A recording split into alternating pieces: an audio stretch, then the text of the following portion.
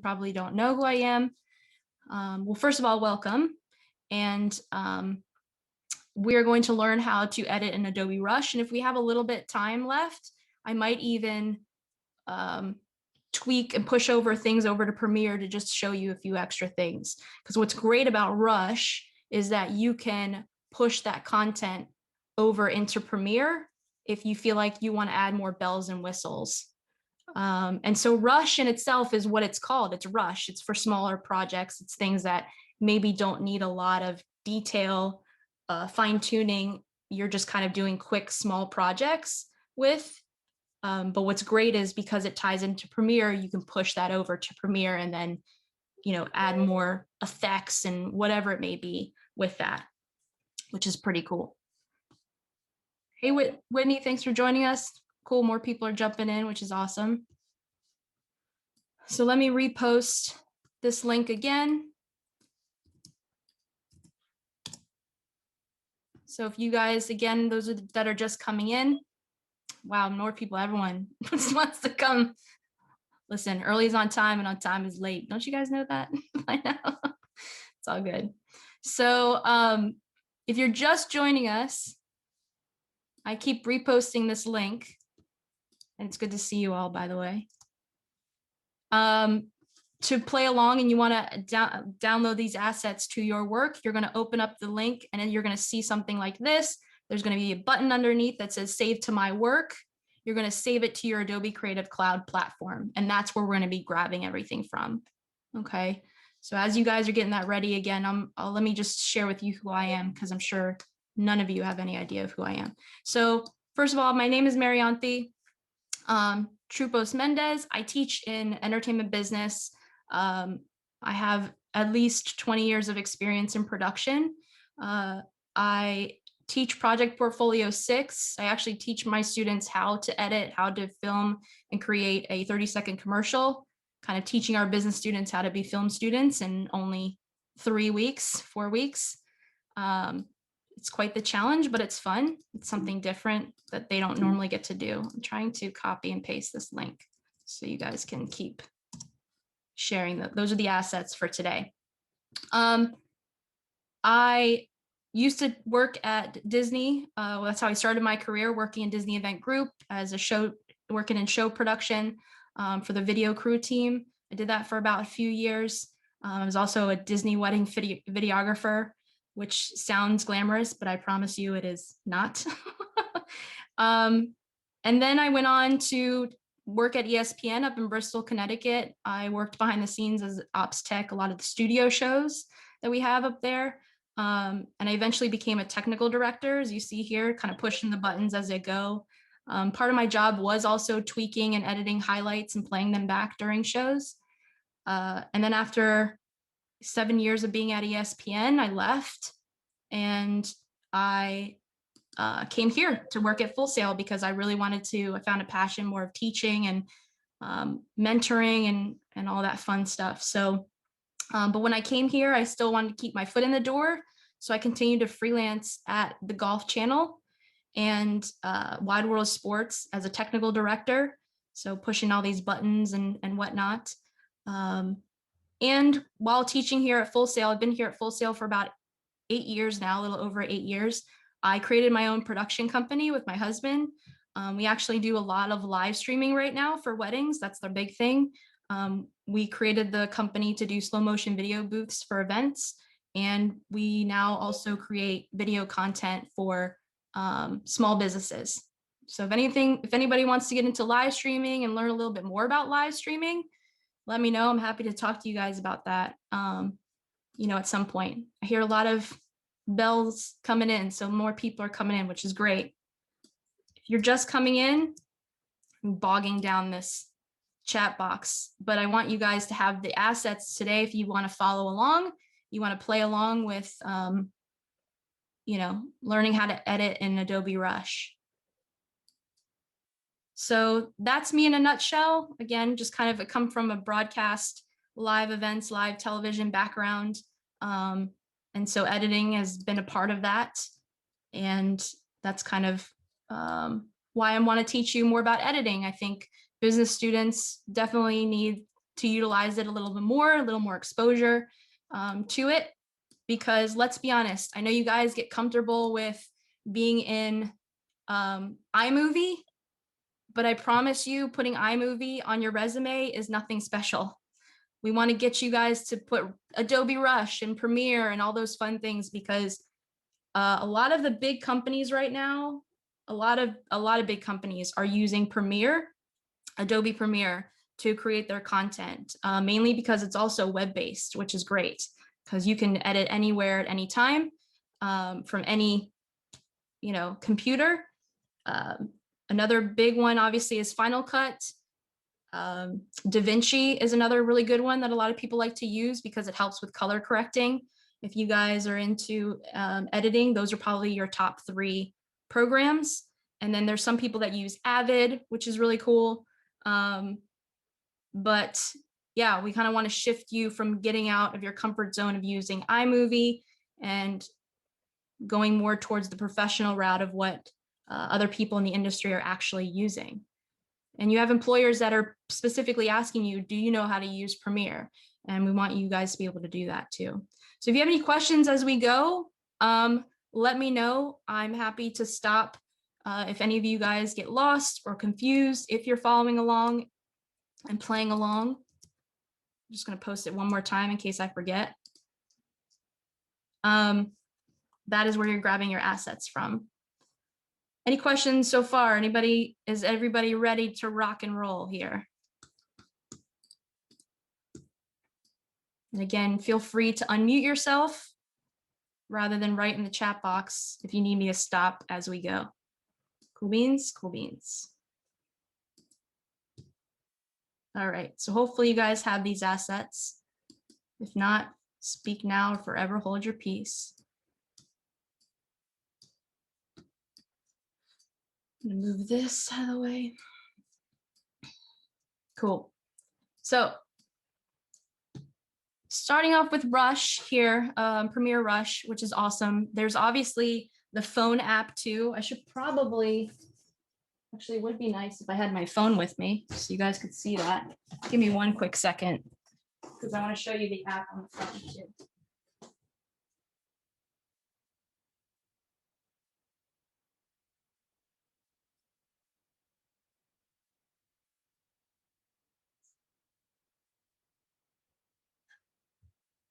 All right, sorry about that.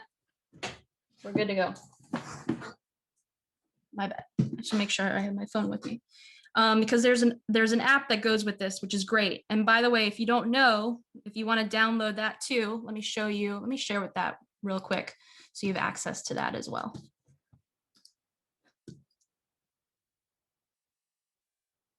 Share.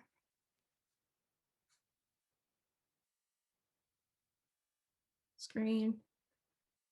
Zoom. So you can download the Premiere app, a Premiere Rush app on your phone. Export. This was me playing earlier. So now I can open up any of our projects here, which is great because we have it synced. And I'll show you guys some of that in a bit. But now I can play with what I've built on my computer and I can tweak it on my phone, or actually more so vice versa, right? So we'll come back to that in a bit. But if you want to download the app, I recommend downloading it. And your login for that is basically what your login is on the Adobe Creative Cloud on the platform. Cool beans. Again, if you're just joining us. And that would work across even if we use it on the iPad. Am I correct in saying that? Yeah, it should. Most definitely should.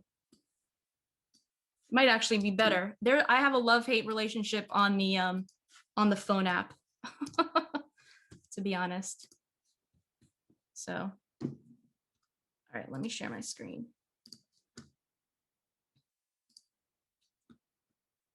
Cool beans. All right. Let's rock and roll here. So to start a new project, and it might take a minute to open Rush, make sure you have it updated too. Another good practice is is making sure that a lot of your programs are closed. You don't want your computer constantly running. And so I would always make sure that a lot of your programs are closed before you open up such a big program like this, especially with Premiere or whatever it may be. And so to create a new project, it's pretty obvious. And I think once you kind of, we walk through this, you might start to feel a little more comfortable using this because of how user-friendly it is compared to any other software.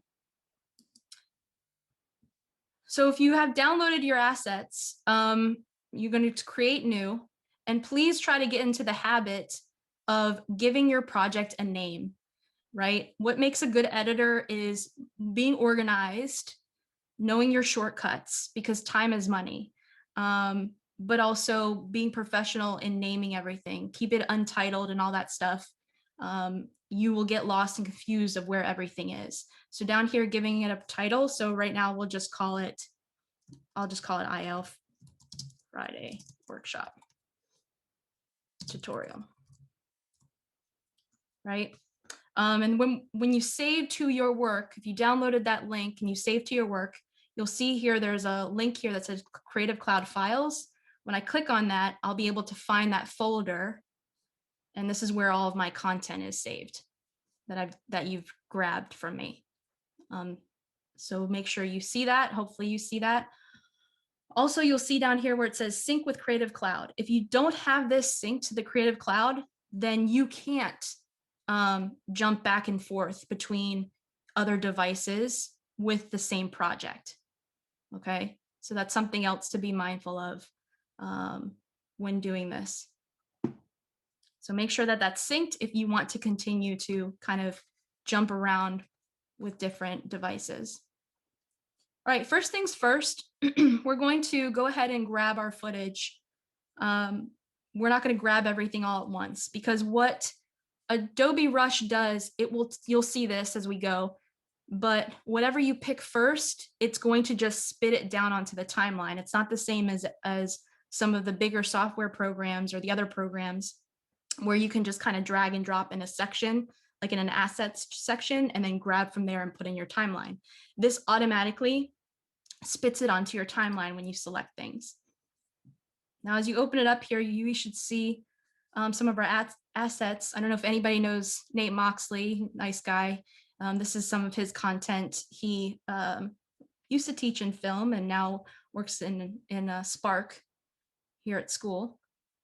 So we're going to grab 1 through 7. And also keep in mind, when you grab your assets, it's going to put it in order on the timeline, okay, as well. So you can't just randomly start grabbing stuff. I would be conscious about what order you do that in, because if you do have this footage and that you want in a specific order, then select it in the specific order. So that way it's one less thing to have to move around on the timeline. So we're just going to grab 1 through 7. So, and I'm going to do that in order. So 1, 2, 3, 4, 5, 6, 7. Cool.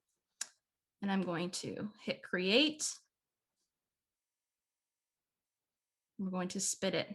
It's going to spit it down onto the timeline, as you see here. Sweet. Okay. I'm going to open this up full frame. So here, if you want to see your actual tracks that you have, you can go to the far bottom left corner where it says control tracks. And this is where you can kind of see the layout of your traditional tracks here. With Rush, you only get 4 video tracks and 4 audio tracks. You can't go past that because, again, this is just made for minor, smaller projects. It's not for big projects. So with Premiere, Final Cut, any of the bigger software programs, you can have as many tracks as you want, many, many layers in video and in audio. For Rush, no more than 4, okay? And you might not even use all 4 based on the types of projects that you're doing here. So you'll see here, let's just go ahead and play this and let me know if you can hear it. If you can't hear it, keep me posted. In this video, we'll of course be getting familiar with these software. Can you guys hear that? I just want to make sure you guys can hear that. And just say yes or no, thumbs up, thumbs down. Cool, sweet. Yes. Thank you. Yes. Sweet. Yes. Present. Sweet. Okay, so sweet. So I'm just going to play this. We're going to listen to it. And as you hear, he's going to be mentioning things. And these are the things I'm going to show you how to do and how to edit as we go. In this video, we'll of course be getting familiar with the software interface of Adobe Rush. First, we'll create a project and import our media. Then we'll make some quick edits like this. After that, we can move on to the fun stuff, like adding titles and graphics like these, or sound effects, or music like this, or this, or this, or this. Once we add our music, we'll make sure that we know how to adjust our audio tracks separately so that our music isn't overpowering our dialogue. We'll also learn how to add interesting transitions to our edit, like a dissolve, or a dip to black, or this interesting thing. We'll probably create a few jump cuts, which is okay, but we'll do our best to hide these by using additional footage as B-roll. We'll even learn how to speed up and slow down our footage. Another key element of Adobe Rush is that it was designed for mobile content creation in mind. It works on most cell phones and tablets, whether you're using Android or iOS, encouraging you to create, edit, and share videos wherever you are. Sweet. Cool. So as he mentioned, sound effects, speeding up, slowing down footage, B-roll, that's all the stuff we're going to do today, which is awesome. Okay. Keep in mind, you'll see here it says sequence 1. Anytime, and this goes for any software program that you all are editing in, anytime you start to put content onto a timeline, you are creating a sequence. Okay. And when that happens, you'll see here, I click this little box up top right, top left corner here. It's kind of like a file. And all this is basically what we have as far as footage goes onto our timeline when it comes to Rush already. So this lets us know what's already on there. When we want to add content, we go to the plus to add content. If we want to pull more content from what we already have, we would go to this little file box and we'll see it there.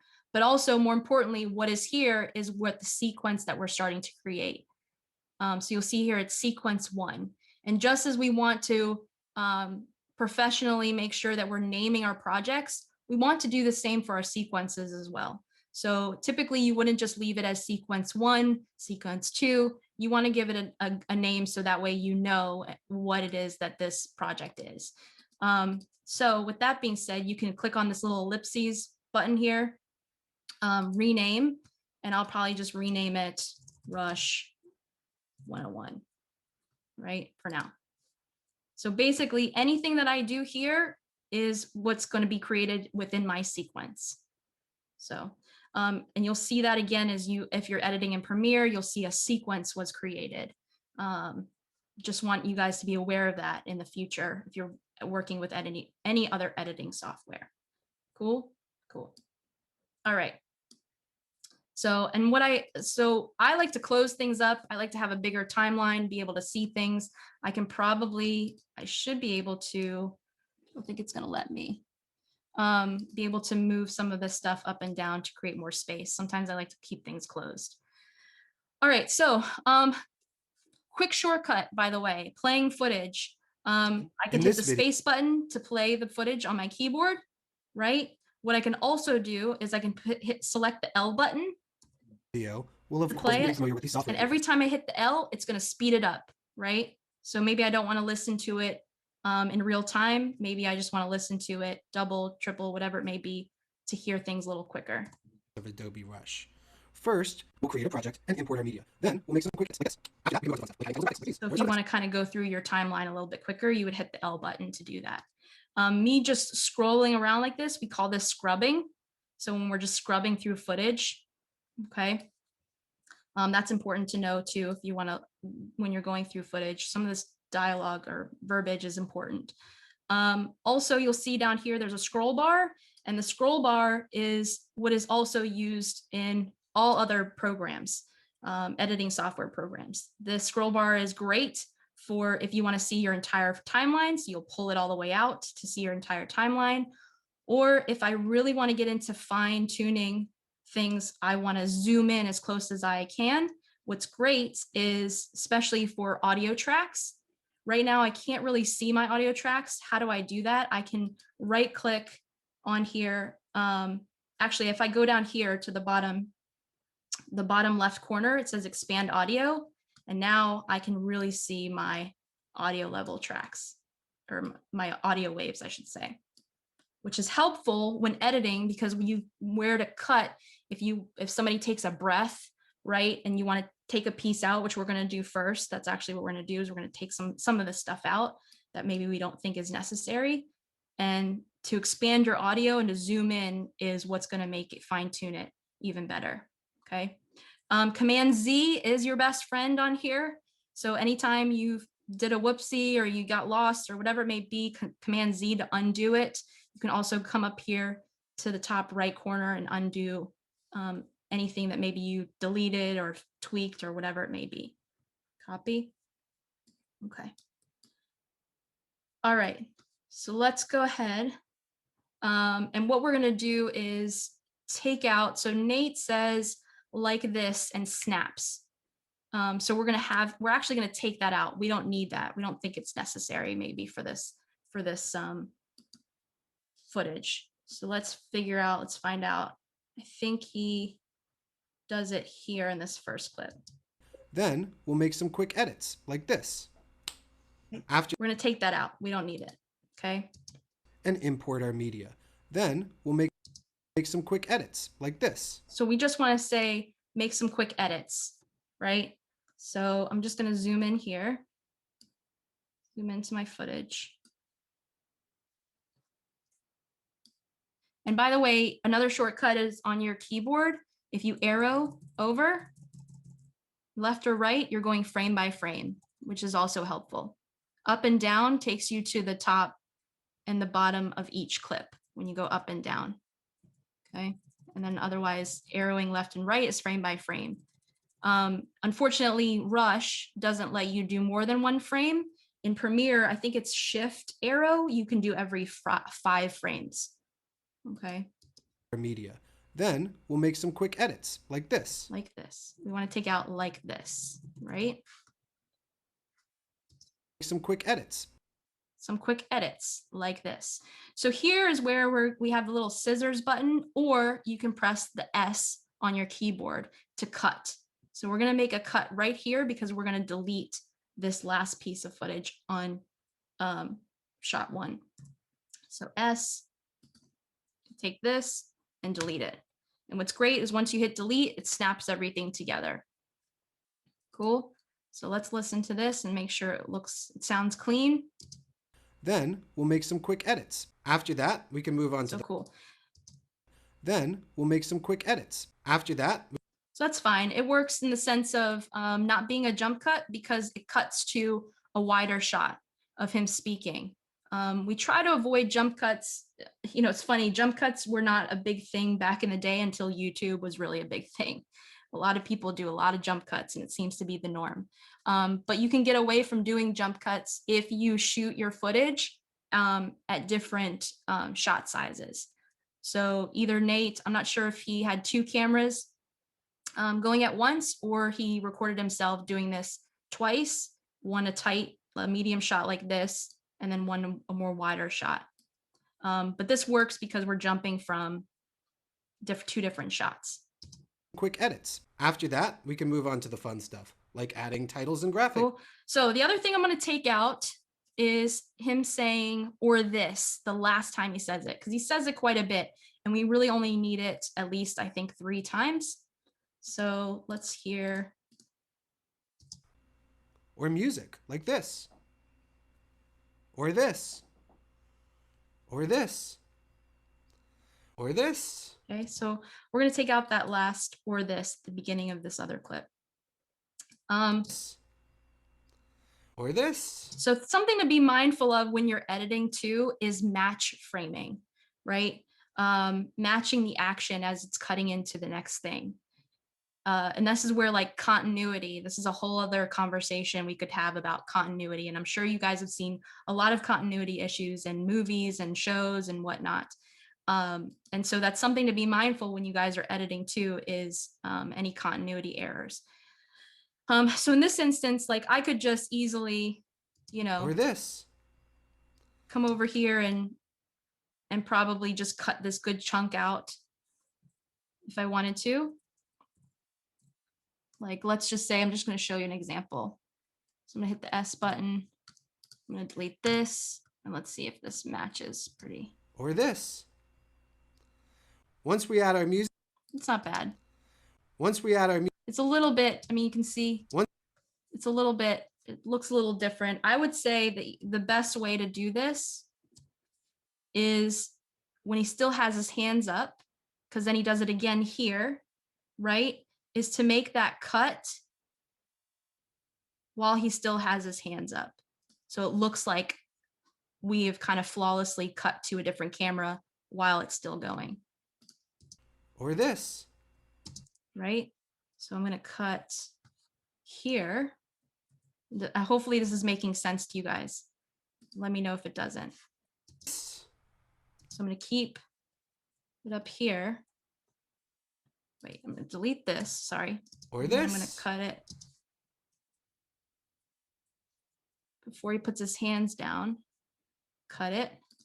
So now you're going to see how it kind of flows together. Or this.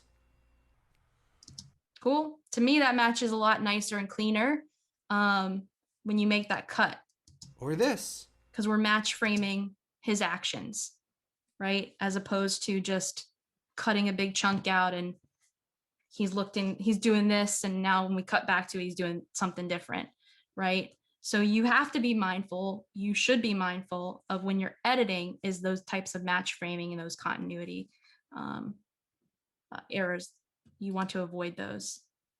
That's what's going to make you a good editor too. Cool. Everybody still with me? Or this. Cool.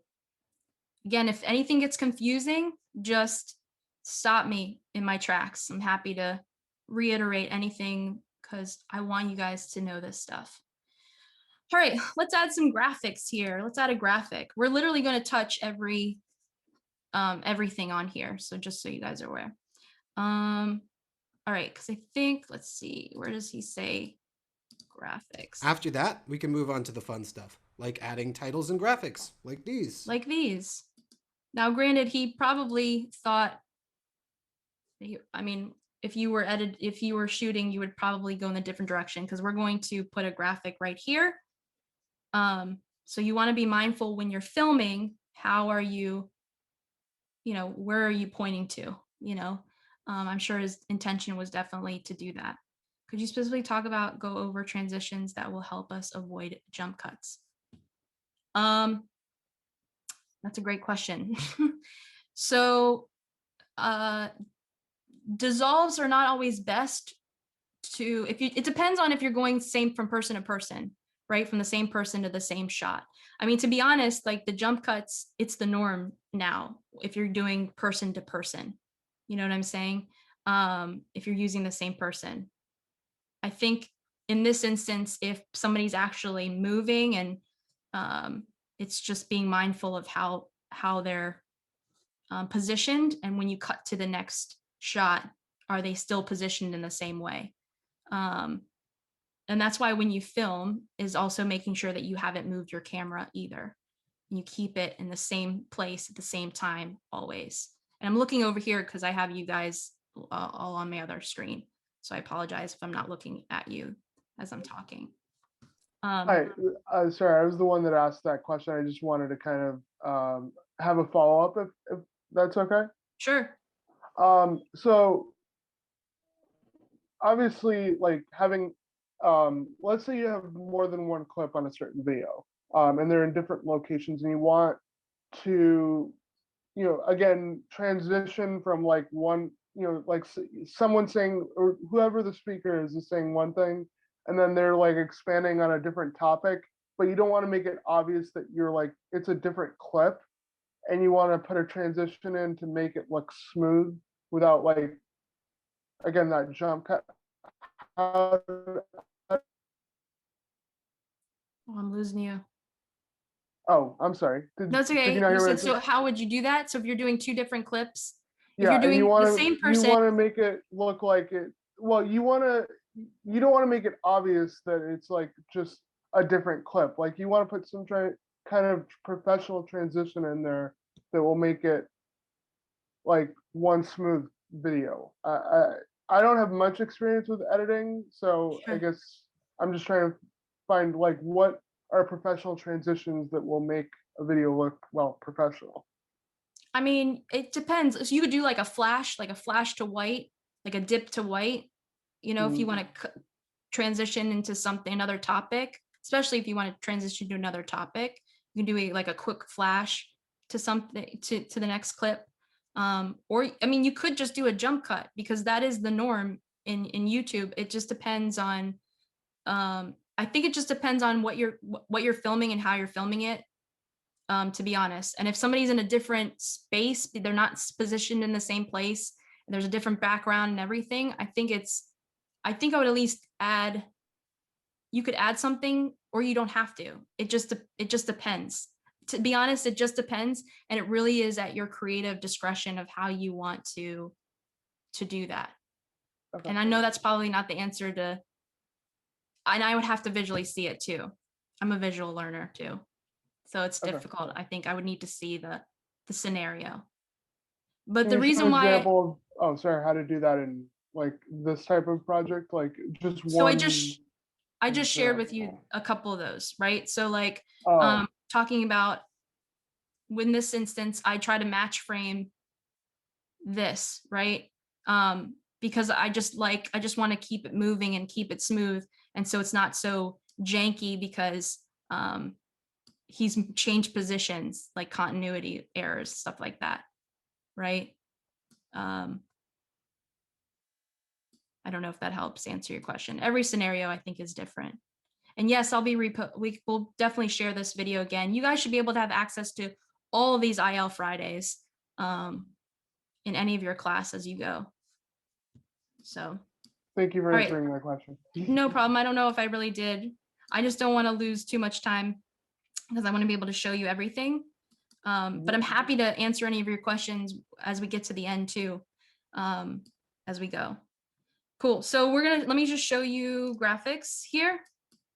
Like adding titles and graphics, like these. Like these, right? So like these, and that's also something to be mindful as an editor, is hitting things on action, right? So if somebody says like you're showing a commercial or a video on like you work, I don't know, you are a coach, right? And you're sharing about batting practice and field drills, and if you say batting practice, but we see somebody throwing a ball, right? That's not that's not good editing. We want to see somebody actually hitting the ball with the bat when you say batting practice, right? So so just kind of hitting things as they're being said. So in this instance for Titles and graphics, graphics, like these, right? So up here in the top right is where your graphics live. And by the way, these are the same graphics. You can get these in Premiere as well. There's nothing much different from that. You get a lot of free graphics here, which is awesome. You have transition graphics, which we'll play with here in a second. You have overlays. You have titles. Let's click on titles here. Also for lingo, anything that has like you're giving a name, a lower third. These are called lower thirds because they are in the lower third portion of your video, right? And then you obviously have titles that you could play with. Right? You have there's a lot of fun graphics on here. Overlays are really cool. You know, play my next video, subscribe, you know, whatever it may be. And then we'll get to transition graphics here in a second. The graphic that I want here is called info box. Type in info box. Hopefully it's in this one. Yep, info box. So again, and I like to close these things so I can kind of see my timeline here. So these, like these. like these. So I'm gonna select this and hit add, and I want my cursor, wherever my cursor is, by the way, is where, if I hit add, is where it's going to add to. So it's gonna add right on top of, because it's a layer, on top of this section. And I definitely don't need it. I'm gonna close this. I don't need it to be this long. By the way, with this graphic here, just so you guys are aware, we call these, I'm trying to remember the name now. I'm going blank. Or sound effects. Or music. Like I'm just going to close this. Okay, so I really actually want this graphic to land right about here. Or sound effects. And what's great about this graphic, why can't I think of the name of it at the moment? Sorry, I've got this. Okay. I forget what it's called. It'll come to me in a minute. But anyway, what's great about this is if I expand it or I make it slow, if I make it smaller, shorter, or longer, it's still going to add that transition of flying in and flying out, right? It's like a responsive text. Or sound effects. We're going to add a sound effect so we can hear it swoosh in and swoosh out, because sound effects actually also helps enhance our content as well. What's great about graphics is that we can change the color. We don't have to live with these colors of the graphics. So if I go ahead and I open back up my graphics section here, I can go in. First of all, I can, Adobe Rush. I can name and write whatever I want. I can change the color of the text on here to any color that I want. Okay. Well, hopefully it changes. It's going to make me a liar, of course. Hit OK. There we go. I can change the spacing, the lining. Literally can change any color tone to match your brand, whatever it is that you're creating with your content. You can change the font type if you want, which is even better. I can even select this to maybe match the purple that's up here, whatever it may be, whatever you guys want it to be. So that's what's great about this, for sure. Okay. So that is graphics, and obviously you can continue to add, and you can add a lower third if you want to bring in somebody's name, take it out, a thank you at the end, whatever it may be. Or sound effects. Or music. Cool. Okay. So let's see here. I feel like I'm losing my space. Oh, responsive text design. That's what it's called. Responsive text design when it comes to these types of graphics that animate on and animate off. It doesn't affect it when you're making it too long, or too short. Okay. Responsive text design. That's what I'm thinking of. Cool. Now we're going to add B-roll, because we have B-roll. B-roll helps to enhance your videos too, to maybe switch it up so it's not just a talking head the whole time of your video. Maybe because if it's an instructional video or you're showcasing something, you have footage to kind of overlay or cut to. And so let's see here. Once we add our music, we'll make sure that we know how to adjust our audio tracks separately so that we'll also learn how to add interesting transitions to our edit, like a dissolve. So this is where we're going to add our B-roll, because I'm going to show you how to add those transitions as well. So where he says transitions to our edit, like a dissolve. Like a dissolve. Transitions to our edit. So this is where we're going to add our first piece of B-roll. Is everybody still with me? I just want to make sure I haven't left anybody behind.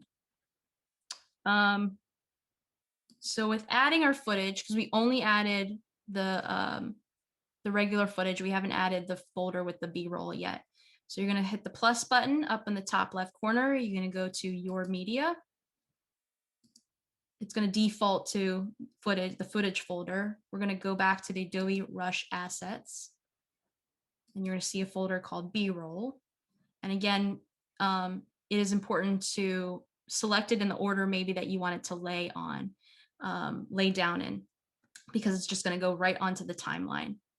There is a specific order that I'm going to go in. I'm going to do this blue white balance first, this bridge, the window, and then the underexposed piece of video.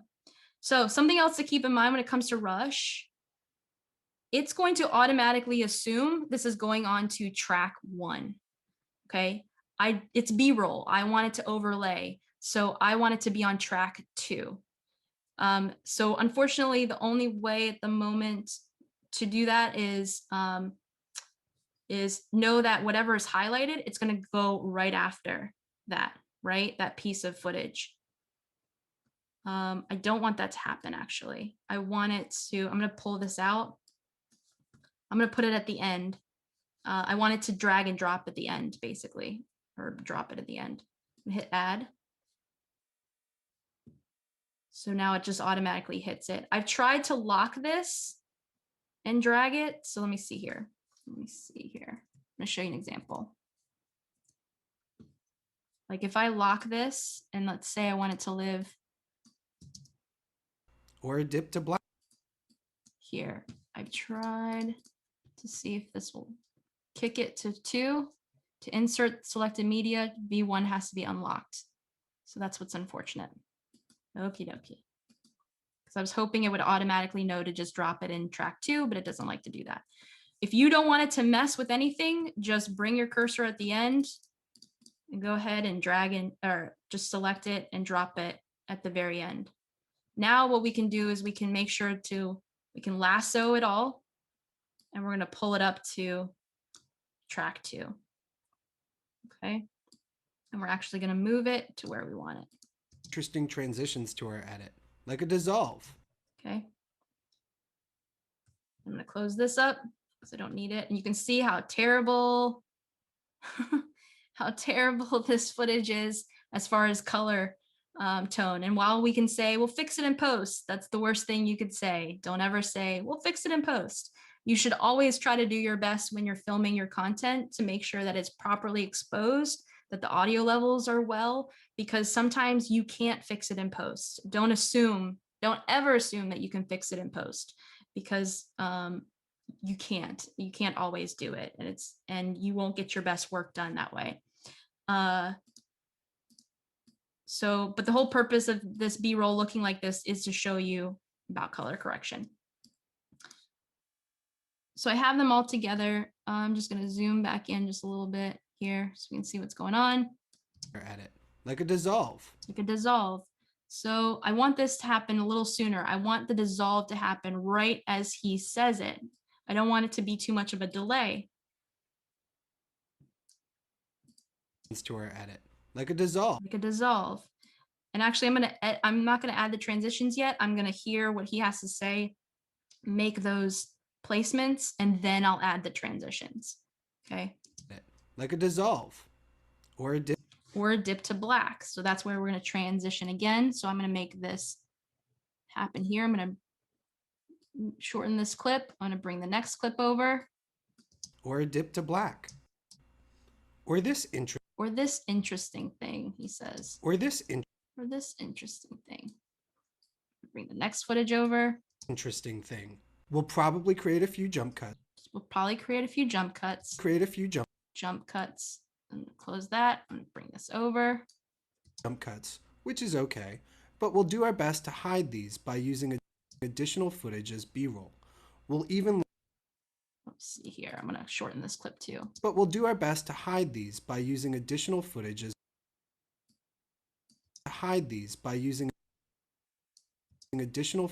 B-roll. Here, actually, no, I'm going to leave it as is. These by using additional footage as B-roll. We'll even learn how. We'll leave that. I'm just going to tweak it just a little bit. Okay, so now we have our clips in the order and the time frame that we want them to add those transitions, right? Like a dissolve is the first one. So the next thing we're going to go to is in the top right corner, you'll see effects. What's great is now Rush, I think within the last year, added more of these transition wipes. Please make sure that just because they're these fun wipes and transitions doesn't mean that you should use them, and doesn't mean you should use all of them. Sometimes less is more and less is better. So just be mindful of that too. We always make a joke about the industry of using the star wipe. I don't know who uses a star wipe, but it's always in the switcher board. It's always in editing, whatever it may be, but nobody ever uses a star wipe. So, so let's see here. So dip, dissolve, Like a dissolve. So it's great up here. Just be mindful when you select transitions. If you double tap them, I'm going to zoom in on these just so you guys can see what's going on. When you double tap, oops, and I even had to select the wrong clip. Make sure you're on the right clip. It's going to add it to the front end and the back end of that clip, but we don't want the dissolve for both, right? So just be mindful. And you can delete individual ones, right? So don't worry about that. But if I just want it on the front end, I should be able to just hit it once. Nope, it does it both times. So what I do is actually, oh, stop doing that. So I want to grab it and I can drag it on top of the front end. So it's just one less thing. Or if you select it, it's going to add it to both sides and you delete one. But just be mindful of that. On here too, you can change the duration. Dissolves, by the way. Like a dissolve. Like a dissolve. Like a dissolve. Dissolves are sometimes used incorrectly or overly used. Be mindful of the beat of maybe how you want to edit, the feeling, the vibe of your video, right? If it's very melancholy and slow, then maybe you do want your dissolves to be slow and dragged out, right? But if things are happening really fast, maybe you're not even using a dissolve because things are cutting and happening so fast because you're editing to the beat of the music, which is also important to know as an editor. If you really want to catch people's emotions, is editing to the beat of the music or what people are saying. And so making sure your dissolves are maybe a little quicker. I definitely wouldn't drag them out if your video is a little more upbeat or like a dissolve. So you could make it a little faster by just pulling down the duration up top here. I'm going to do 30. Like a dissolve. Like a dissolve. Like a dissolve. Cool. So that'll be the first one. And dissolves too, in just regular videos, not necessarily just adding B-roll like this, also tells the story of the passage of time, right? Like time has passed. So if you're adding a dissolve, sometimes that's the story that you want to tell because you're going from the person walking from one side of town into the other, or whatever it may be. You would add a dissolve to show the passing of time, right? Or a dip to black. Or a dip to black. So we're going to pull this, put a dip to black. Or a dip to black. Or a dip to. And mind you that the duration we've set at for this, it's now going to default to everything else. You can change the duration. You know, maybe you don't want it. Maybe you want that dip to black to be even quicker or slower. You know, you can change that as well. But know that when you set it, it sets it for all. Or a dip to black. Or this interesting thing. So what is this interesting thing he's talking about? This interesting thing is one of those transition wipes, which is really cool. So we're going to go back up to graphics, add a graphic. We're going to go back out. We're going to go to transition graphics. So these are cool. These are kind of like wipes, right? We're going to do, let's use this one for fun. The sweeping arrow transition.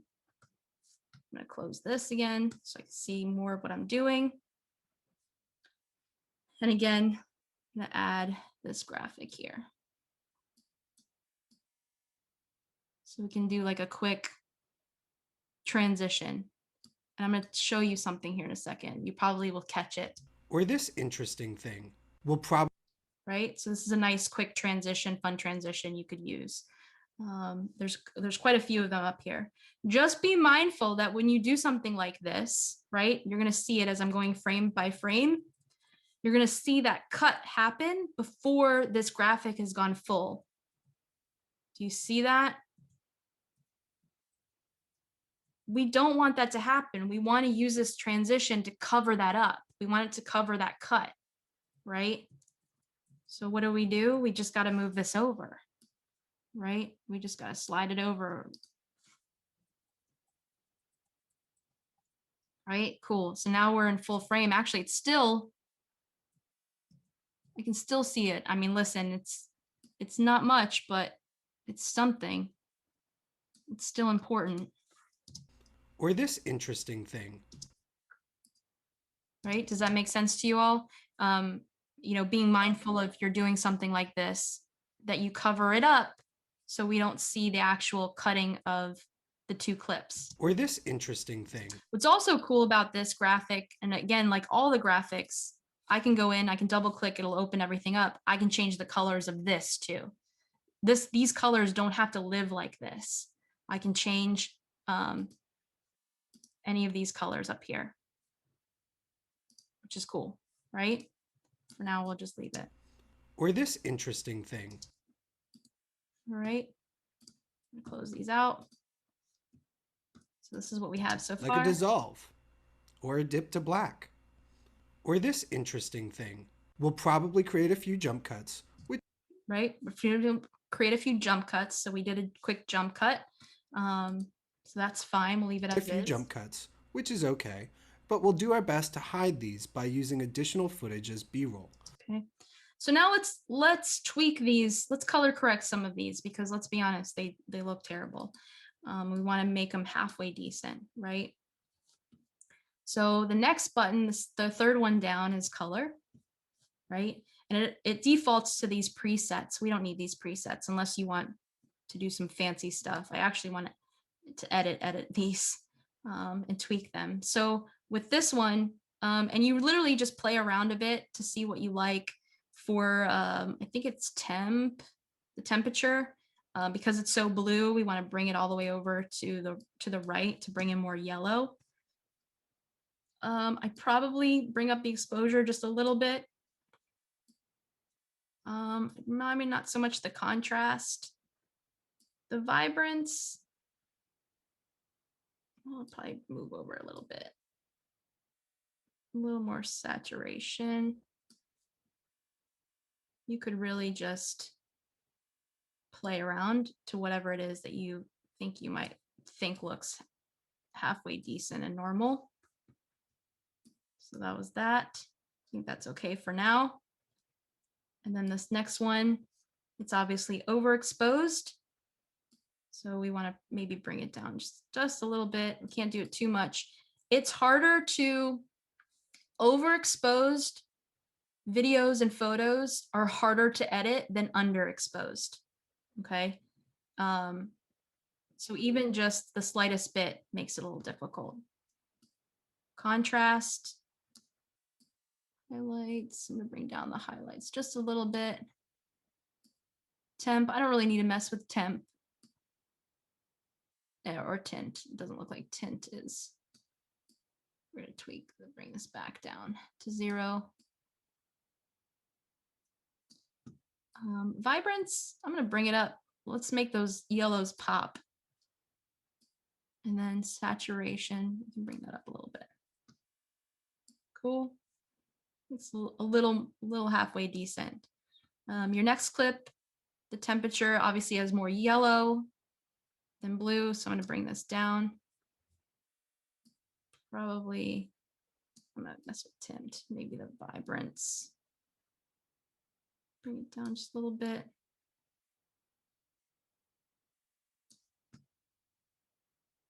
That's fine for now. And then the last one is underexposed, which literally all I'm doing is bringing up the exposure, and I think it looks fine as is. Create a few jump cuts. Cool. Let's watch this one more time. Like a dissolve. Or a dip to black. Or this interesting thing. We'll probably create a few jump cuts, which is okay, but we'll do our best to hide these by using additional footage as B-roll. Cool. Any questions so far? You guys good? The next thing we're going to do is speed up and slow down our footage. So if you guys And this is fun too, like ramp effects, right? We see that a lot in social media videos, that ramping it up, right? And that's just what we're doing here when I show you how to speed up footage, is that ramp effect too. It's the same thing. So when he says, We'll even learn how to speed up and slow down our footage. we'll even learn how to speed up and slow down our footage, right? So we're going to do this 3 times, right? The normal, we're going to speed it up, and then we're going to slow it down, right? So we want this clip actually three times. It's already here once. We're going to bring it in 2 times. So I need it twice. So I'm going to go back up now to my filing cabinet up here. And this is shot 6. So I'm going to actually go to shot 6. And actually, I'm going to open it up because I don't want to I don't need the entire clip. I just want that last portion of this. So you know how to trim a clip before you bring it in, this is how you would do it. Again, so kind of going back to what I did, I just went to the ellipses button and I hit open. And now I can just trim. We'll even learn how to speed Just that portion to bring in. So I'm not having to pull in a whole clip every time to the timeline, right? So it's selected. I'm going to hit the add button. And again, make sure that this clip is selected because it's going to add it right after that, right? So I'm going to hit the add button, clip is there. I'm going to do it one more time. And all I have to do is hit the plus button again up here and then add it again. So now I should have it here 3 times. We'll even learn how to speed up and slow down our footage. We'll even learn how to speed up and slow down our footage. We'll even learn how to speed up and slow down our. All right, sweet. So now we have it 3 times. So as I mentioned, I'm going to close this out again to give myself more room. And for some reason, every time this happens, I lose my space bar, and I'm not really sure why that is. I don't know if that's a bug or what. We'll even learn how to speed. Okay. So the second clip I'm going to have selected. The next tool you'll see here on the 4th button down the top right is our speed button, is our speed effect. So what's great here, there's a couple of different ways. There's a few things you can do with this. I don't have to speed up and slow down the entire clip. Maybe I just want a small portion of it and I can ramp it in, meaning like it can gradually go into something fast or gradually going into slow motion, whatever you want it to be, right? Or if I want the whole clip, right? I'm going to deselect ramp in this instance because I don't really need it to ramp up. I just want it to hit it and run, right? Maintain audio, where it recognizes the person's pitch and it keeps it at that tone rather than having that squeaky, quick, fast noise or sound effect or the slow, which you'll see here. But, for fun, we want to keep that fun effect. So I'm going to deselect that. And I'll show you both so you kind of see that. So as I said, we want to speed this up, right? So right now we're sitting at 100. If I want to ramp this up, what do you think number I should change this to if we're sitting at 100? 110, maybe 120. 120? Yeah. I don't know if that's going to give us much. I don't even know if you'll see a difference.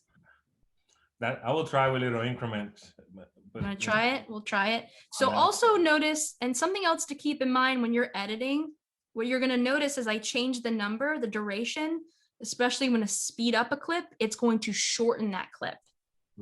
Okay. So that's something to be mindful on your timeline. Maybe you want to put this on a different track so you're not messing with whatever's on the back end for timing purposes, right? I don't know. But be mindful that you're now shortening the clip because we're making it faster. And then the opposite effect happens when we slow down the clip. Now we're going to make it longer because we're dragging it out, right? So let's see 120. I don't know if it made a difference, but we'll play with it. I'll put it in a different track if it were me. We'll even learn how to speed up and slow down our footage. So we see his pitch change. Someone said 150. Let's jump to 150. See if that makes a difference. 50. We'll even learn how to speed up and slow down our footage. Okay, we're getting there. So for me, I actually would do double time, right? So if we're gonna if we really want to speed it up, and you can really go, I mean, you can really go there if you want to go there, but I'm gonna do 200 for now. We'll even learn how to speed up and slow down our footage. We'll even learn how to speed up and slow down our footage, really? I mean, you could go as fast as, and you see, I mean, we can really ramp it up here if we really wanted to. But now we can't even hear what he's saying if we're going too fast, right? So I'm just gonna leave it at 200 for now. But if you want to ramp up like somebody, you know, getting from point A to point B, you maybe want to take that clip. What you could do is like, you could cut it. And by the way, this effect isn't just for like taking something and edit and deleting it, right? If I just want maybe, for example here, let me show you. Maybe I just want a portion of this, cut it. And I just want this portion to be faster and this to stay as is. You know, that's where you can play around in this instance, and you can add that ramp effect or whatever it may be, or whatever it may be. But you could just kind of clip things and then change the tone, the levels, by using that S button, the scissors clip, to just you know, manipulates is what the word I'm looking for. Manipulate just that one portion of the clip. You know what I'm saying? So let me actually just show you if we just adjust it here, and then I add the ramp, you'll see what it does. We'll even learn how to Speed up and slow down our footage. So if you just want that, just a portion of this, we'll even learn How to speed up and slow down our footage. right? And if you don't add that ramp, what happens? learn how to speed Speed up and slow down our footage. It just abruptly goes into it, right? So if you do something like this, I would add that ramp effect to go with it. But we want this whole piece to be going faster. Also, let me just add the maintain audio pitch so you can hear the difference too. We'll even learn how to speed up and slow down our footage.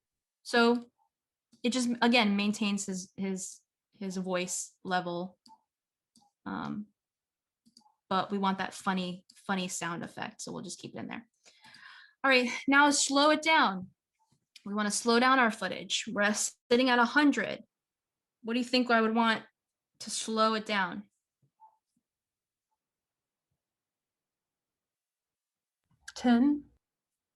Whitney wrote 50. 10? Man, you don't want to go home if you sit it at 10. We can try it. We'll be here for days. Let's see. Oh, it's too long. So that's really slow. That's all right. We just look at it, play with it, right? We'll do 50. Let's see what 50 gets us. We'll even learn how to And I forgot to deselect audio pitch. We'll even learn how to speed up and slow down our footage. Another I key love element that. of Adobe Huh? I What'd you love say? that. You love I that? Bingo. Yeah, so and so let's kind of for a moment talk about slow motion video, right? If it's what'd you say, Whitney? If doubled it to 200 is best for speeding up, what would be the best for slowing down? Would be the same. So if I'm sitting at 100, maybe doing 50, right? So actually this will help this conversation that I'm about to start here. When you want to slow down footage, be mindful of what you're filming at too, right? So our phones, it automatically does the work for you. You don't even have to think about this when your camera has a button that says slow motion on it, right? If you select that slow motion button, most of you, I don't know what kind of phones everybody has, but it will say, I mean, I have an iPhone. In the top right corner, it says 120 or 240. And basically that's talking about frames per second. The phone is already doing the work for you. You don't have to think about, well, how many frames per second do I need to film at to get a nice, smooth, buttery look when it comes to slow editing and slow motion, right? Shooting at a higher frame rate will help with that. If you want to slow down footage, you want to slow down footage that you've recorded in at least 60 frames per second or more, right? 60, 120, 240. Anything less than that is going to look terrible in slow motion, because what happens is that more frames per second, when we're pulling it out, as you see here on the timeline, I'm making it longer, right? So it's putting in those frames within those seconds that I'm dragging it out. If I'm filming at 24 frames per second or 30, most of our phones, if you look on the regular, if you look on, if you select video on your phones, most cell phones film at 30 frames per second, right? Some of them can do 4K and 24 frames per second. 24 frames per second gives a nice cinematic look. 30 frames per second is something like, home videos or reality TV, that type of stuff, right? It's more broadcast. And so 30 frames per second, or 24, if you try to pull that out, as you slow it down, it's going to try to fill in. It doesn't have enough frames that it's going to take the same frame and duplicate it. That's why when you see in slow motion, it's like jittery, right? Because it's trying to fill in those frames that don't exist, which is why you want to film at a higher frame rate to slow things down. Does that make sense? I actually don't know what he filmed this at. I just know that this is 1080, that this footage is 1080.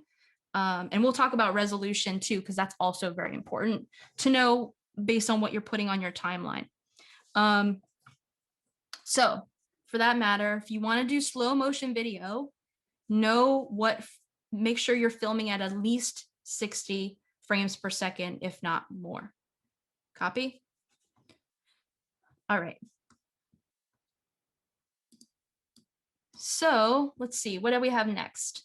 We're gonna add audio, music, right? We're gonna add some sound effects and some music to kind of play along with this. I'm gonna pull this out to see my entire timeline so far.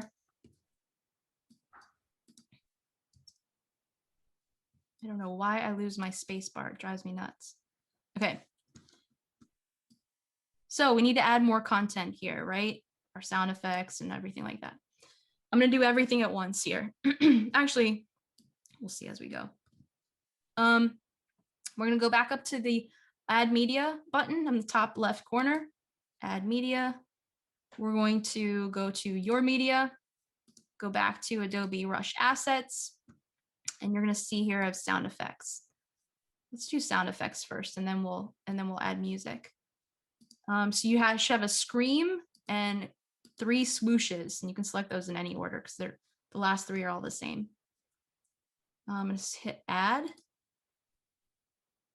And now you'll see here I have these sound effects on track 2. Should be track 1 actually for my audio. All right. Just going to get these out of the way so I can move them around. I'm going to zoom in so I can see what the heck I'm doing, because again, timing is everything when you're editing, right? So here's what we've got, so you can hear it. And this is where the mute button, you have a mute button comes into play. If I just want to hear this track, you can do that by deselecting here, muting my first track. Right? And then those same swoosh 2 more times. So he says, make sure to unmute. After that, we can move on to the fun stuff, like adding titles and graphics, like these. Like these. Or sound effects. Or sound effects. Okay, so what we're going to do is we're going to add a swoosh effect to the graphic flying in, the swoosh again as it flies out because it helps enhance it. And then he says sound effects. So we'll add that little scream there in the middle here. So let's first do this. Like these. Like these, right? We want that to hit at the same time. So we're going to do swoosh here. And we can shorten this clip because there's really a lot of dead air at the end of it. Sorry, I'm trying to zoom in so you guys can see enough of this.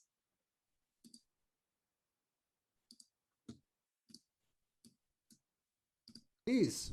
Or Right. And again, being mindful of timing, right? So you don't want the effect, the sound effect to happen like before, right? It's a little awkward, like these. Or sound effects. right? Like the sync is off. That would be a comedy show, right? Or happening too late. Well, the actual graphic Please. is off a little bit too. Yeah, The or Adobe sound camera- effects. You think the graphic is off? Yeah, look when he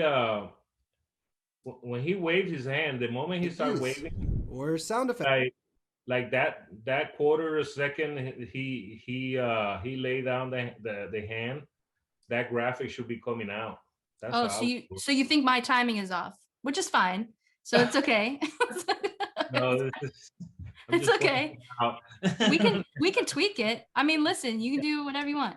I'm basing it on. right there. It should be coming out.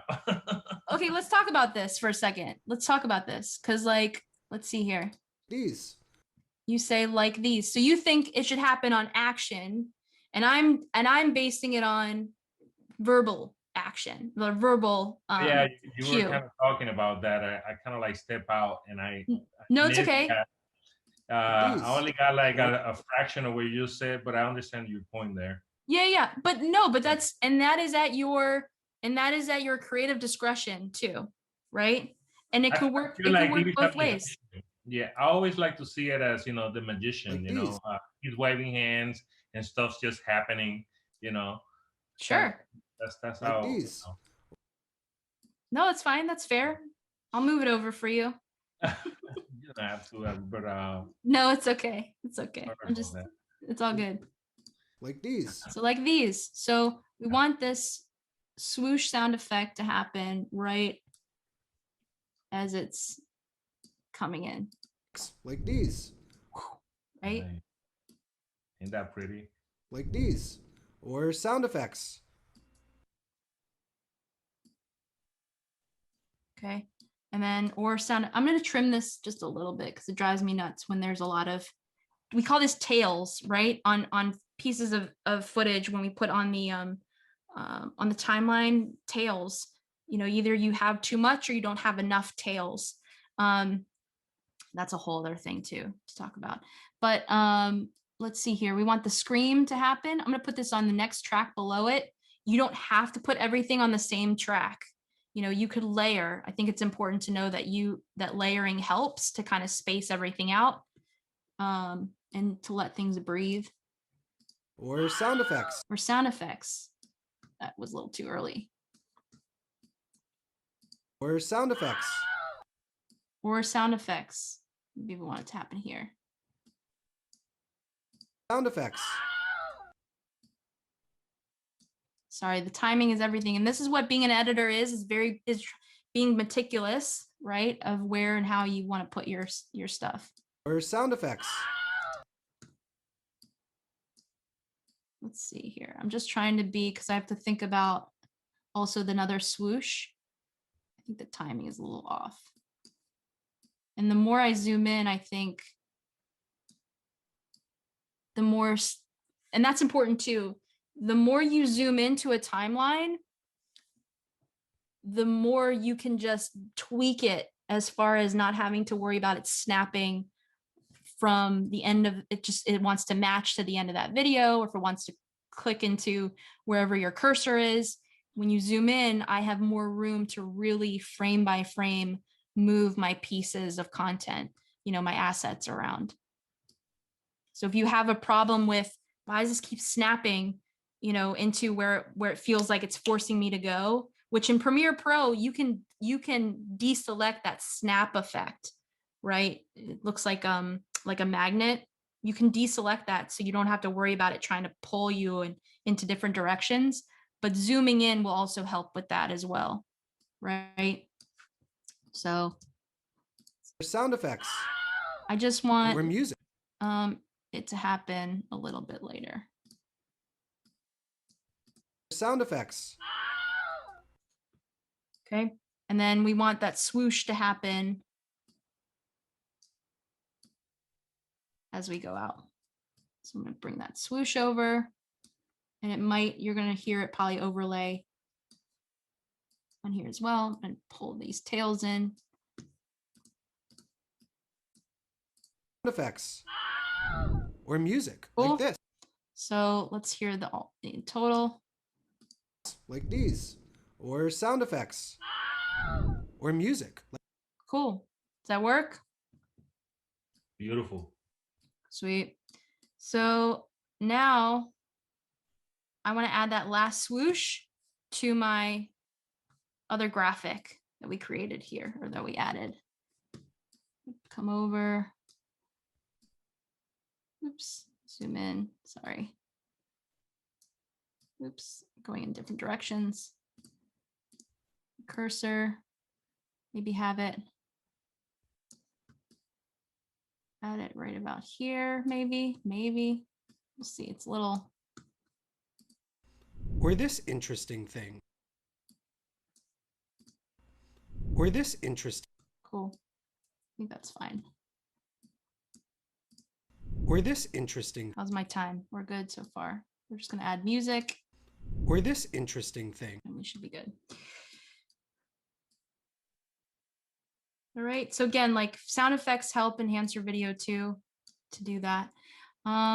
Next thing we're gonna do is we're gonna add our music. Right, so on here, if you go to the plus button, you'll see there's audio. Rush has, or Premiere in general, has a lot of soundtracks you could use for free. Other addition, I would say don't ever sleep on YouTube's audio library. YouTube has actually a really good audio library, and it's free. I don't know if any of you guys are looking for music for free to use to create your content. Let me see here. But this is, post this in the chat box for you guys to have. But there's a lot of music that you can pull from there on YouTube if you're looking for more music to choose from for free. Because obviously we don't want to use mainstream music. We don't have the license for it. We don't want to get busted for it, nor do we want us to post our content on Facebook and it get ripped down, right? Or blocked, either or. So it's always wise to find content that we can use for free, or pay for it. You know, there's Music Bed is also another great source that we use, but we pay like $60. Some has some mainstream music on it, but not a ton. But some great artists that are on there too. Music Bed is a great one. And it's getting the license for the music. All right, so let's grab some music here. The first one we want to grab, it's called Hammock. Let's see here, Hammock. I'm gonna hit the add button. I'm actually gonna lock this because I don't want it to, because these pieces of music are really long. And if I keep adding, it's going to make my timeline way too big. So I'm gonna lock that down. I'm going to then, the next one is, I think, Funtown. Select that, add it. So you can see it drops on the next, and then one more. The next one is Bedtime Story.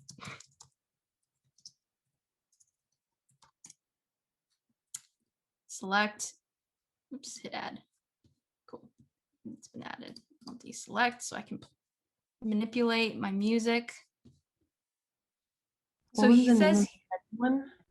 I'm sorry, What was the name of the second one? Fun Town, Yeah. Okay. Hammock, Fun Town, and Bedtime Story. So you have that in the chat box in case you, cool beans. So now you'll hear he says music. Let's see here. Or music, like this. Like this, or this, or this. So that's why we have 3 pieces of music, because we're hitting his word cues. The first one we're going to do is we'll grab Bedtime Story. And again, where it's nice to have layers here. Actually, we won't even need it because we're going to shorten this. This is going to be a really short audio clip. I'm going to make this bigger so I can see the full thing. And I'm just going to shorten it so I can see it. I'm going to do the same. I'm going to drag this one over. I'm just going to shorten it. So everything is kind of within view. Actually, bring this down. Shorten it too,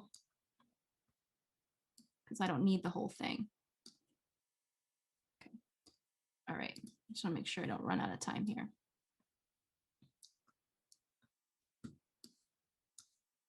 All right. So he says, again, moving our cursor.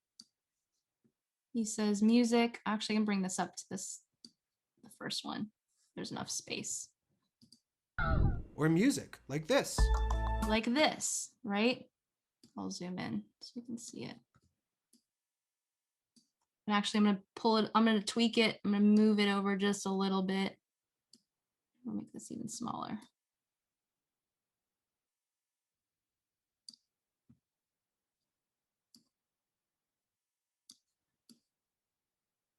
There we go.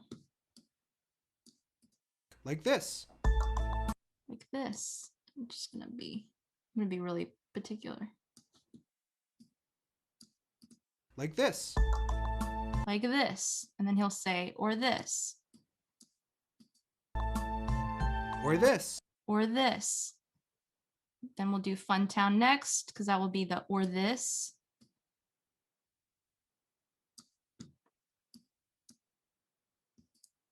Or this. Is that that was the start of the clip? I don't know why it does that. Or this.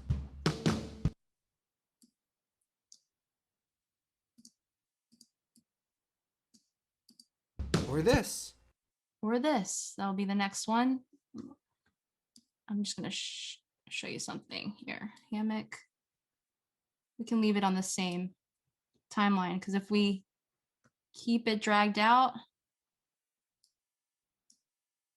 we'll overlap it. Like if I pull this up, now my swoosh is going to disappear, and I don't want that to happen. So I'm going to keep it layered down here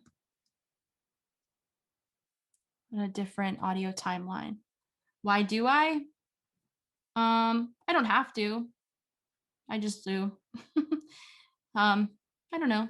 I just do. Kind of like to see everything all together. Let's see here. This. Or this. Or this. Or this, right? So when he says this, you can see he goes, he's holding his, what is this, his left ear? Sorry, I'm like looking at the difference. His left ear like this. So what I can do is maybe I just want this piece of music coming out of his left ear. So I'm gonna double click and it's gonna open up my audio preferences.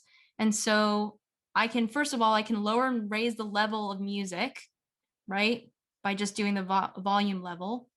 I can do like audio duck. Well, basically, it automatically recognizes that there's something else. There's either somebody else speaking, so it ducks the audio, like it dips it for you, which I wouldn't say is 100%. It doesn't always 100% work. It's probably better for you to manually dip audio, which I'm going to show you how to do as well here, hopefully, if we don't run out of time. But I would just leave it as is. So I'm going to select this audio, and I only want it to come out of the left side. So what I'm going to do is I'm going to select the right, and I'm going to turn it off. So now this, and you probably can't hear it on your end because it's coming through Zoom, but this is only playing on the left side, left channel, like this. Or this. Or this. So I'm going to select this one, and I'm going to, again, right ear. So I'm going to deselect the left channel. So now it's only coming out on the right speaker. Or this. Or this. Or this. Once we add our music, we'll make sure that we know how to. So we'll keep this as just as fun music throughout. Did everybody get that so far? I just want to make sure before I move forward. Okay, cool. So talking about audio levels here, this is also important, and a lot of mistakes I see happening is knowing your audio levels. When is it too powerful? When do I want to be able to hear my person speaking versus background level? Like, and unfortunately with Rush, it doesn't tell us what the dBs are when we play our music and our audio separately, so that our music isn't overpowering. But it's very obvious. It's very obvious that our music is overpowering our dialogue, as he says, right? But you'll see the levels here. I want you to look at that, and I want you to notice. We'll make sure that we know how to adjust our audio. It's sitting in the yellow, which is fine. You know, we don't mind it like kind of peeking into the yellow. It's when we start to see the orange and the red, that's when we have a problem, because now we're distorting our audio, and we never want that to happen, because that's when bad audio comes about. So we want to make sure that we're kind of sitting at that green yellow, you know, just kind of floating about around there. On Premiere, you can see the dB levels, and with dB levels, I think it's, you don't want to go above -6 dB, because anything above that, you are going to start to distort your audio. It's just a little too loud.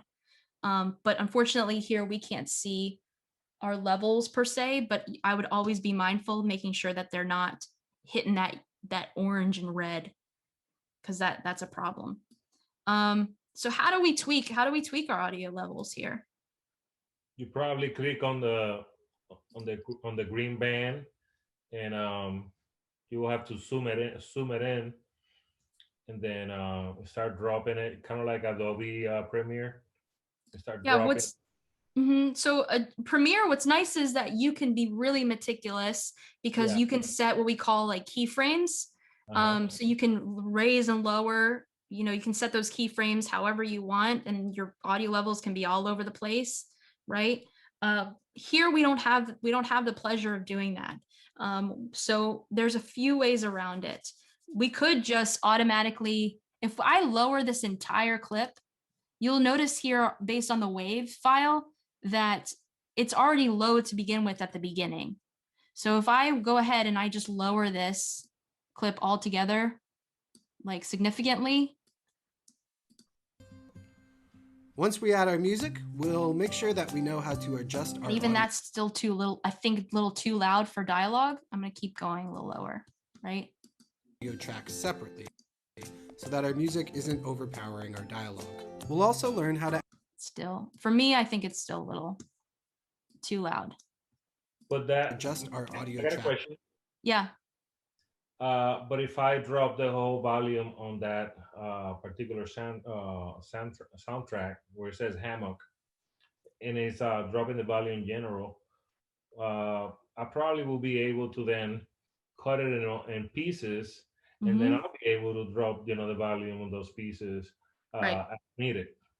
That's exactly what I was going to show you. So I'm just showing you what happens if you try to lower and raise the entire thing. You're affecting the entire piece of audio, right? That was so what's that? That was a good guess then. Yeah.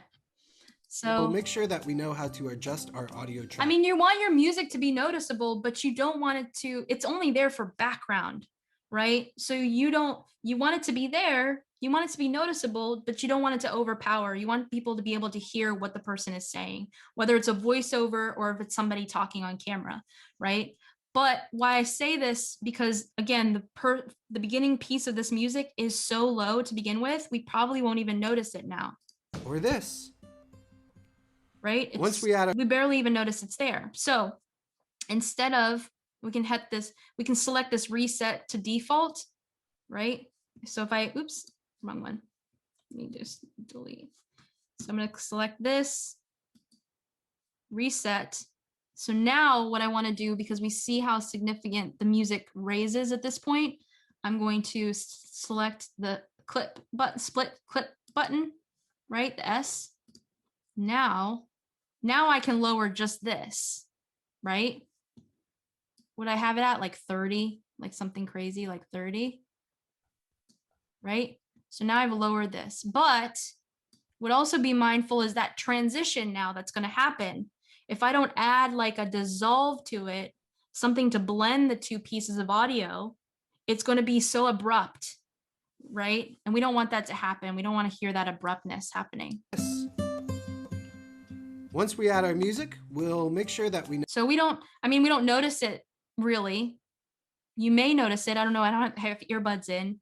And that's something too. If you're editing with music and audio, you want to have good speakers, or you want to have headphones on so you can really hear what you're working with and how it's being exported out, right? You just don't want to play this guessing game. I'm not going to assume that it blends nicely. So what I'm going to do is I'm going to go up to my my effects, and I'm going to actually add a dissolve. If it lets me grab it. And it's not letting me grab it for whatever reason. Here, I'm going to add a dissolve just to the end of this, or just between those two clips, right? And now I can, and again, I can change the duration of that dissolve. I'll do a 30. Once we add our music, we'll. So it at least blends the Once we add our music, we'll. that transition together, right? So it's the same thing that you would do in Premiere by adding those keyframes to make it go up or down, to lower it, to ramp it in, or to bring it down. That same effect is happening when you add the dissolve to it, because you can't do that in Rush, right? We add our music, we'll make sure that we know how to adjust our. So I think that sounds okay for now. Once we add our music, we'll make sure that we know how to adjust our audio tracks separately. You can still kind of, it's a little low. Actually, might, I think now it sounds a little low for me. I'll bring it up just a little bit. Add our music, we'll make sure that we know how to adjust our audio tracks separately. Cool. Cool, cool, cool, cool. All right. Where are we at? I think we're good. So this is pretty much our content here. Last button we could play with, but not necessarily have to. You have this crop button here, crop and rotate. So here allows us to actually, you know, if we wanted to add like a picture in picture, and this is where like B-roll, like if I took this B-roll now, and maybe I just wanted to do it as like a picture in picture, whatever it may be, which would be weird at this point, but create a few jump cuts, which is okay. But this is how layering, this helps with layering, is if you want to, you know, have those little pop-ups, like you could occasionally maybe, let me see here. I'm just gonna mess with this for a second so you can kind of see what I'm talking about.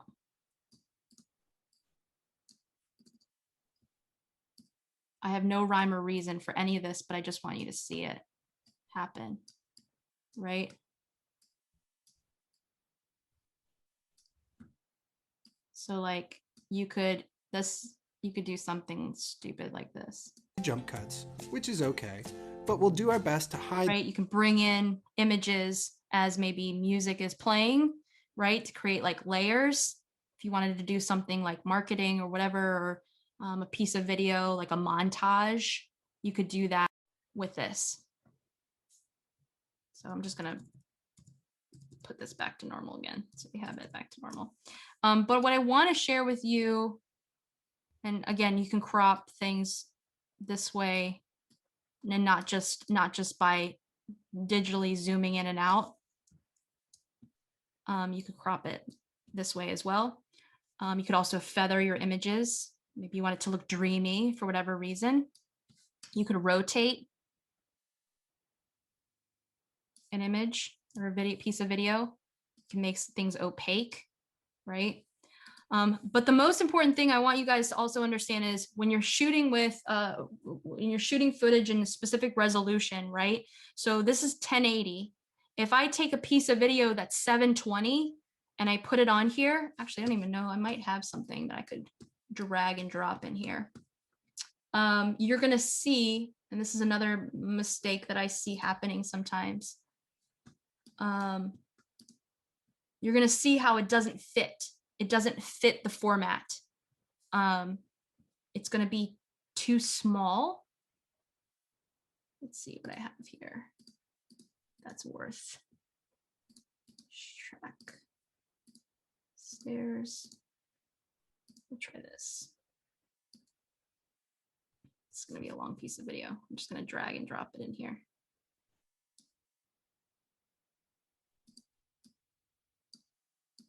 Oh, it actually fits. It's making me a liar.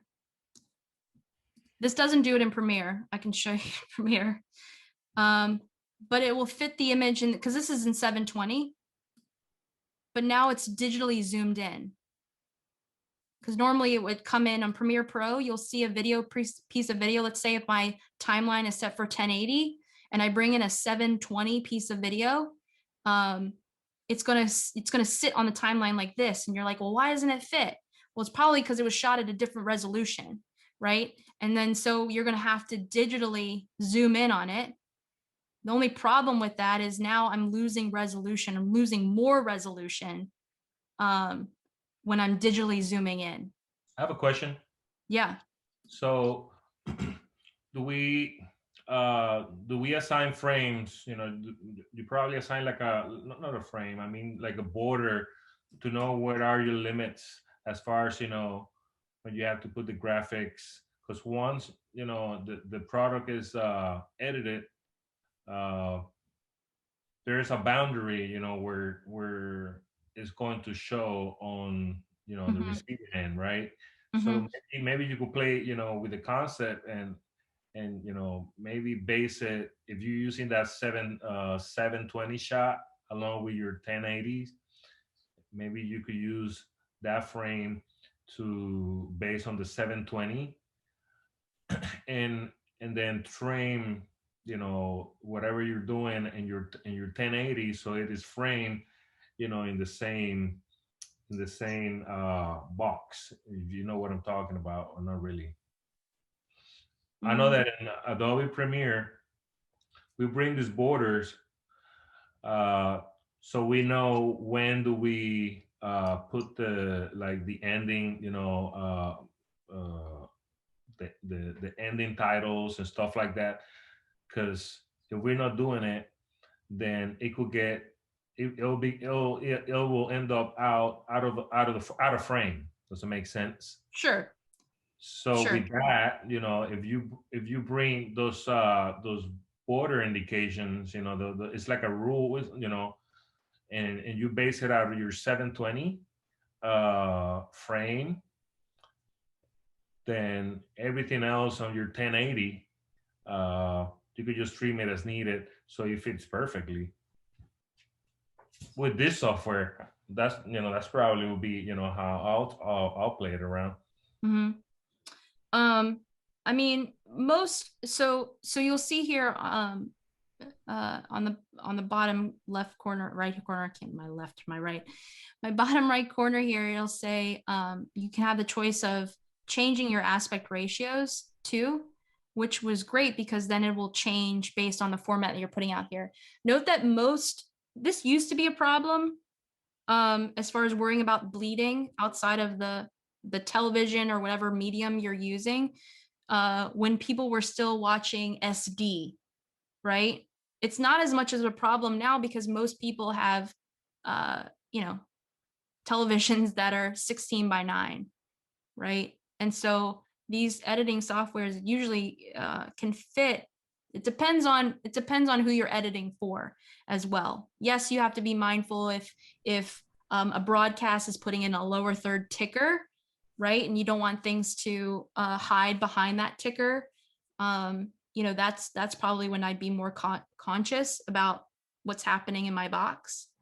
But for the most part, you should be within range with filling in that space and being okay, you know. Gotcha. So what I'm just saying is, if you guys come to the table when you're using like Premiere or Final Cut, and you're taking two different pieces of clips that have different resolutions, and it looks like this, it's because the timeline is set for 1080 because all of my footage is 1080, and I've set it that way. And my video clip is now 720 that I'm bringing in, but I'm now going to have to digitally zoom in on it, and that looks terrible, you know. So try to avoid, you might want to try to avoid doing something like that. Or if you have to use it, you have to use it. Just know that, why is this not look as crisp as everything else? Well, it's because it's not shot in the same resolution. That's why when you guys bring in like photos, if you've ever done like a photo montage and you have those photos that look like garbage because you're like, man, that looks really grainy or pixely. That's because it was shot differently, and the shot size, the file size is different. It's not the same crisp, pixelation as everything else.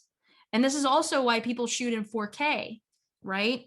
4K is nice because you can digitally zoom in on it in post, and you don't really lose much resolution, you know. That's if you decide you're going to specifically zoom in 4K content, but you don't have to. Also, if you're going to be editing and this is going to be showcasing on somebody's phone, like through social media, don't worry about shooting in 4K. You don't have to shoot in 4K. Actually, you don't even have to worry about 1080 sometimes. 720 is suffice, because when you think about what you see as far as detail on your phone, you're not going to really tell a big difference between 720 and 1080 sometimes, so don't stress about it. If it's going to be shown on a big television or in a movie theater, yeah, you should worry about the resolution, the high res, and making sure that it's 1080, 4K, whatever it may be, so on and so forth. So I just want to share that with you because I know that tends to happen with my students when they're editing and they're like, why isn't this fit? And why does this look weird? Because of what the precedence is on your timeline. It doesn't match.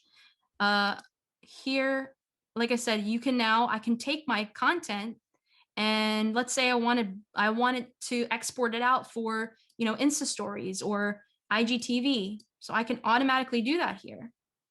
The only problem is that it doesn't realize where my video needs to be centered. I would have to now manually go in and center all of my pieces of video. Premiere Pro, if done right and done correctly, it actually does it for you with one click of a button. So if you want to take a horizontal video and make it vertical. And it's easier, also something to be mindful of when you guys are filming. Make sure you know what medium you're filming for. It's easier to take horizontal video and make it vertical. You can't take vertical video and make it horizontal. You have those black bars. Sometimes it looks terrible. So if you know that you're creating your content for YouTube, for Facebook, then make sure that you're filming horizontally and not vertically, right? Because like I said, this is nice because I can take this horizontal video and I can make it vertical. So you can do two different versions with this. So that's just something else to just keep in mind. But now you see here, I've manipulated my stuff, right? And I don't want to do any of that. So what I would do in this instance, okay, something to be mindful of, and another good practice of editing for yourself or for others, if I see this and I want to save it like it as is, right? A good practice is, but I want to, manipulate this and fix it for vertical video. I'm going to duplicate this. And we'll call it, I'll do vertical video, right? Duplicate. Because now whatever I do on that, whatever I do on that timeline, it's not going to affect my original content, right? So now I can go in, I can tweak and whatever it may be. Also in good practice to duplicate your content. If you go to a client or somebody comes to you or yourself, you say, I like this, but you know what? I just want to do something a little different. I want to add more effects, or I want whatever it may be. Duplicate it and tweak that, because what will happen is you'll probably go, I don't really like that. I want to go back to what I originally did. Well, now you're screwed because you just messed up your entire timeline and you don't know how to go back to fix it, right? You're just not gonna, you're gonna sit here and hit Command Z the whole time. That's gonna be terrible. So duplicate it and then tweak it, right? So now you're not destroying your original timeline, your original content. Cool. And if anybody's in here for the next one, feel free to stop me. Whoever's leading the next IL, because I can keep on going here. So what I want to show you real quick too is how to push this into Premiere Pro. Let's say I do want to add more bells and whistles, right? I'm going to go ahead and open up Premiere Pro.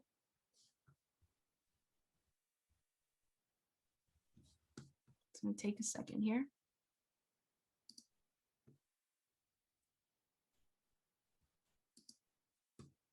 And now you're going to see in Premiere Pro, it says here, open Premiere Rush projects. Y'all see that? So I'm going to set, it says open Premiere Rush projects. Hit select. And now it shows me all my work that I have here. Again, why you also want to sync it to the cloud.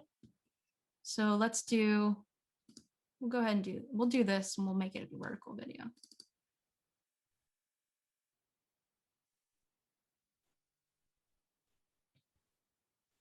Cool. And now I'm in Premiere Pro, right?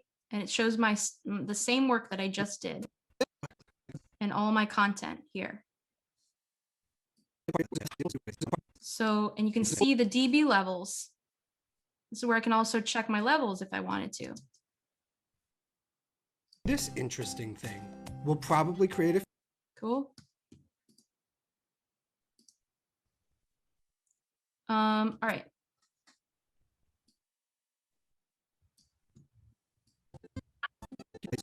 So let's say I do want to make this vertical, right? And I can do it in Premiere Pro, which by the way, if any of you mess around in here and you've moved boxes and you don't know what to do because you're freaking out because this looks very intimidating, if you literally just go up to edit, select reset saved layout, and it'll look like this. It'll go back to normal. It'll bring everything back and you don't have to worry about freaking out on anything. So, and you'll see here scroll bar as we saw in Rush, which is cool, sweet. You know, the select button, this is the razor is basically the same as our S clip. It's just called razor tool and it's a C instead of an S, right? This is where all of our content lives. This is our preview bar. So if I want to look at footage ahead of time before I pull it in, I can do that up here. And then this is my program. This is what I see on my timeline, right? So that's kind of how Premiere Pro is. Again, if there's anybody here for the next one that's leading, let me know. I'm happy to stop at some point. Does anybody have any questions? Maybe I should ask you guys if you have any questions in general. I mean, I can keep showing you stuff. I can show you stuff in Premiere Pro too.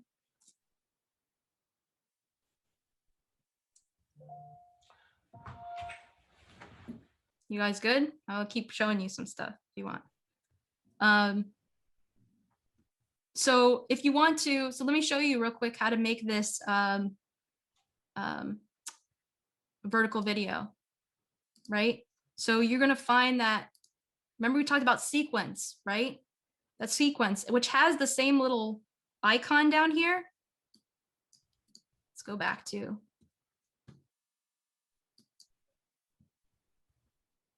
Rush. So you see here up here in this is our sequence, the little icon, it's the same thing. Same icon that's telling us our sequence for this entire clip, right? I'm going to right click on that And up here you see auto reframe sequence. Select auto reframe sequence. It's going to give me, first of all, you can name it. I'll just name it. I'll just leave it as is. Vertical video, 9:16. Don't nest clips. I've always been taught just don't nest clips, especially if you have multiple clips. So when you're doing this, hit create. And it's just going to spit it on your timeline. So it didn't do what I was hoping it would do. Oop. Oh, wait, there it is. It did. So you see what it did that Rush didn't do. It didn't automatically center your videos. What Premiere does is it recognizes what your center focus is on each of your videos, and it automatically does it for you. So now I've created not only a horizontal video, I've now created a nice vertical video. The only problem with this graphic, it didn't take to it, and this is way too small. So we might have to change our graphic for this piece of video. I got a quick question. Yeah. In this video, Once you're done with your editing and your titles and stuff like that, the more graphics you start adding, and depending, what kind of computer you're running, Mhm. or how load up you got it with files and apps, and stuff like software. So for me, I started noticing that I have to render it to help smooth it out. Mhm. But still I would have issues, especially when I tried to find some of those graphics, that Adobe Premiere, have available, and then I just wanted to, make it pretty and added all these things, Mhm. and I had to just close the software, maybe turn the computer off, take a break, and then come back and start working on it. But I just noticed that with the graphics, like adding Has a titles, harder time. yeah, I got a harder time, processing. I don't know if maybe you have a trick, to get around that. I mean, I would just say, like, I would just make sure that this is green, and even if it looks weird because it's not, yeah, I don't know. When you export it out, it hopefully doesn't still look that way, because even when you export it out, it still Yeah. renders. No, yeah, it's Right. fine. As far as exporting it out, if I come down to a percentage, 95% of the times I never had issues. I mean, there was Yeah. only one particular case where I was working on a music video, and I thought, I had the timing, right where I wanted to be. I was like super proud about it. And my lesson with that was, check your work. Just because, you Yeah. got it done, turn in the project. And then I want, after I got graded, I didn't really got hit much for it. I guess I didn't cut up. And I like to download, stuff again, download, my own clip. Mhm. And I see that I was off for like half a second, and you could see it Yeah. when they're talking, when the singer is moving his lips. It was out of sync. It was out of sync, and I was like, this is. I was disappointed, because I felt that the issue there was, when I added all the graphics, it was just not working, smoothly Right. at all, and No, I know. It's the yeah. nature of the beast, unfortunately. And I think making sure that everything you have, like I said earlier, make sure all of your programs are closed out, Yeah. because sometimes that could have maybe your computer needs a break, maybe to walk away from it and come back and see if that does anything. I just wanted to ask, I like to ask a question every now and then whenever I meet a fellow editor, to see, what's, how you handle your monster, you know what I'm saying? Okay, excellent. Yeah.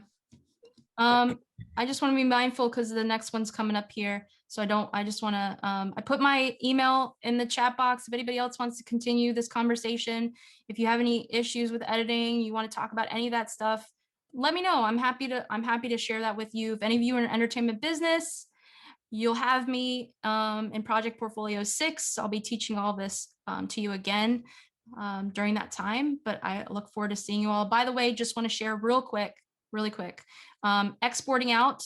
So share, make sure you know where the heck you're putting your content. That's also mindful. So always have a proper folder for everything, right? With your content, where you're pushing it out from, knowing where you're putting it, where you're exporting it out.